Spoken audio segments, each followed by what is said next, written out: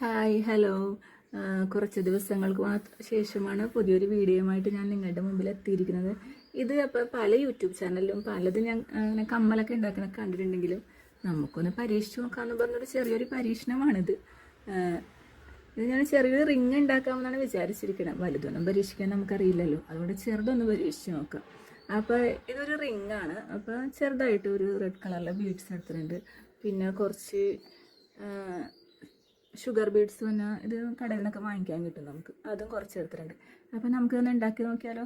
അപ്പോൾ നമ്മൾ റിങ് എടുത്തിട്ട് ഈ ചെറിയ ബീഡ്സ് ഉണ്ട് ഒരു 6 ഇതിൽ ഇട്ട് കൊടുക്കുക. അങ്ങനെ 6 മുത്ത് നമ്മൾ ഇട്ട് കൊടുത്തിട്ടുണ്ട്. അതിനുശേഷം ഇത് 2 എടുത്ത് ഈ ഓരോ മുത്തിൻ്റെ ഇടയിലും ഈ 2 വെച്ച് കോർത്ത് കൊടുക്കുക.